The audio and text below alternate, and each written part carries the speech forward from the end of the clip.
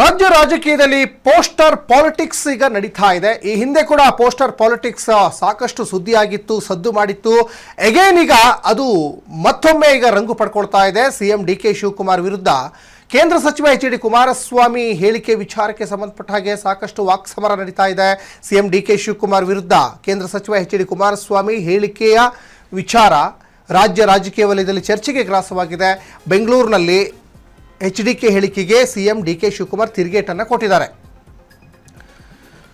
ಅವರ ಘನತೆ ಹಾಗೂ ಹಿರಿತನಕ್ಕೆ ತಕ್ಕಂತೆ ಮಾತನಾಡಬೇಕು, ಈ ರೀತಿಯಾದಂತಹ ಹೇಳಿಕೆಗೆ ನಾನು ಉತ್ತರಿಸೋದಿಲ್ಲ ಅಂತ ಡಿ.ಕೆ. ಶಿವಕುಮಾರ್ ಹೇಳಿಕೆಯನ್ನು ಕೊಟ್ಟಿದ್ದಾರೆ. ವಾಟ್ ಎ ರಬೀಶ್ ಸ್ಟೇಟ್ಮೆಂಟ್, ಉತ್ತರಿಸಲ್ಲ ನಾನು ಅಂತ ಸಿಎಂ ಹೇಳಿದರು. ವಾಟ್ ಎ ರಬೀಶ್ ಸ್ಟೇಟ್ಮೆಂಟ್, ಇದಕ್ಕೆಲ್ಲ ನಾನು ಉತ್ತರಿಸೋಕ್ಕಾಗಲ್ಲ. ಇದು ಸಿಎಂ ಡಿ.ಕೆ. ಶಿವಕುಮಾರ್ ಅವರ ಹೇಳಿಕೆ. ಬೆಂಗಳೂರಿನಲ್ಲಿ ಸಿಎಂ ಡಿ.ಕೆ. ಶಿವಕುಮಾರ್ ಹೇಳಿಕೆಯನ್ನು ಕೊಟ್ಟರು.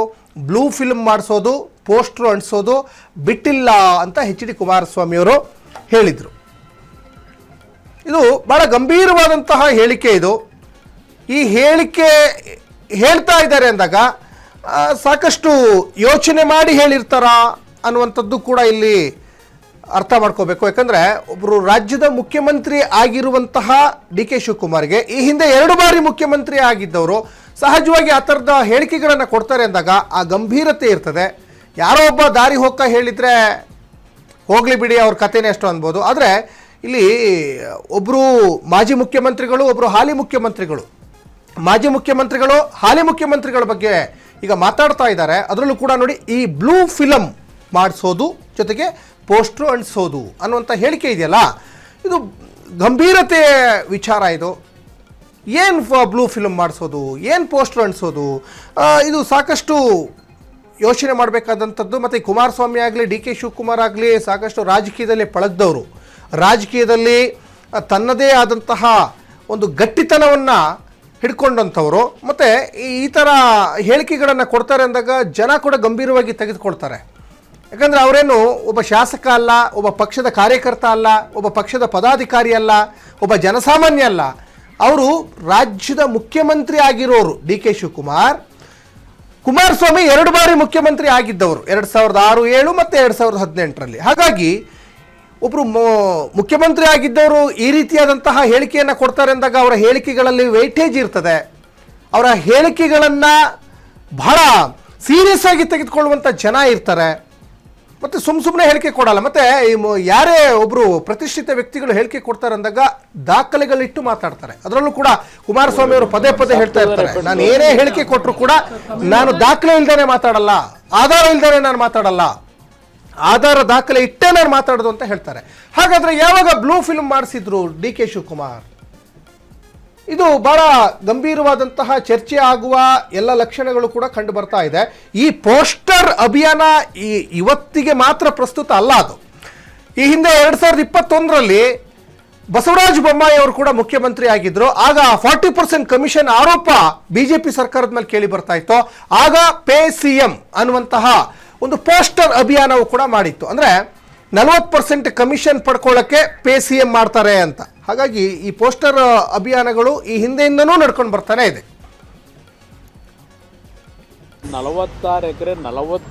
ನಾನು ಈ ರಾಜ್ಯದ ಮುಖ್ಯಮಂತ್ರಿಗಳಾದ ಮೇಲಾದರೂ ಎಂಥವು ಬ್ಲೂ ಫಿಲಮ್ ಮಾಡಿಸೋದು, ಪೋಸ್ಟ್ ಅಂಟಿಸೋದು ಇದೆಲ್ಲ ಬಿಡ್ತಾರೆ ಅದನ್ನು ಅಂತ ಅಂದ್ಕೊಂಡಿದ್ದೆ. ಆ ಕೈಯಲ್ಲಿ ಇನ್ನೂ ಹೋಗಿಲ್ಲ. ಅದೆಲ್ಲ ಪೋಸ್ಟ್ ಅಂಟಿಸ್ಬಿಟ್ಟು ಪ್ರಚಾರ ಮಾಡೋ ಅಂತಿದೆ. ನಂದು ಬಿಟ್ಟುಬಿಡಿ. ಈವನ್ ನನ್ನ ಹೆಂಡತಿದು ಫೋಟೋ ಹಾಕೋರು, ನಂದು 100 ಎಕರೆ ಅಂತ ಅದೇನೋ ನಿಖಿಲ್ದು ನಂದು ಹಾಕೋರಲ್ವೇ. 46 ಎಕರೆ 40 ವರ್ಷದ ಹಿಂದೆ ಕಷ್ಟಪಟ್ಟು ಸಂಪಾದನೆ ಮಾಡಿರೋ ಜಮೀನು. ಅದು ಬಿಟ್ಟು ನನ್ನ ಹೆಸರಲ್ಲಿ ಇನ್ಯಾವ ಜಮೀನಿದೆ? 100 ಎಕರೆ ಅಂತೇನು ಹಾಕೊಂಡವ್ರಲ್ಲ ಪೋಸ್ಟ್ರಲ್ಲಿ. ಇನ್ನು ನೀತಾ ಮೇಡಮ್ ಅವ್ರದ್ದು 36-37 ಎಕರೆ ತಗೊಂಡವ್ರೆ.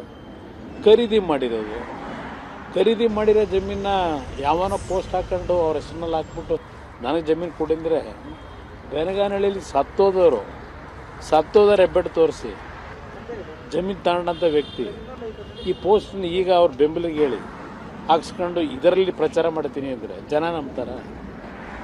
ಮುಖ್ಯಮಂತ್ರಿ ಆದಾಗಲಾದರೂ ಒಂದು ಸ್ಟ್ಯಾಂಡರ್ಡ್ ಬೇಡವಾ? ಒಂದು ಸ್ಟ್ಯಾಂಡರ್ಡ್ ಇಲ್ಲದೆ ಈ ರೀತಿಯ ನಡವಳಿಕೆ ಇವತ್ತು ಈ ರಾಜ್ಯ ಯಾವ ಪರಿಸ್ಥಿತಿ ಹೋಗುತ್ತೆ ಅನ್ನೋದನ್ನು ಯೋಚನೆ ಮಾಡಬೇಕು.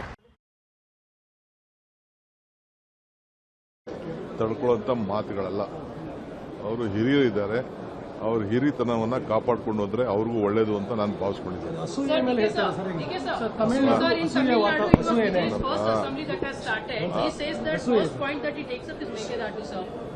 ಅಸೂಯೆಗೆ ಮದ್ದಿಲ್ಲ. There is no medicine for jealousy. ಇಷ್ಟು ಮಾತ್ರ ನಾನು ಹೇಳ್ತೀನಿ.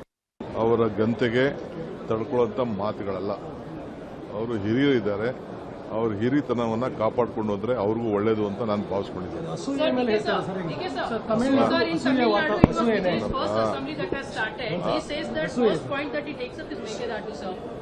ಅಸೂಯೆಗೆ ಮದ್ದಿಲ್ಲ. There is no medicine for jealousy. ಇಷ್ಟು ಮಾತ್ರ ನಾನು ಹೇಳ್ತೀನಿ.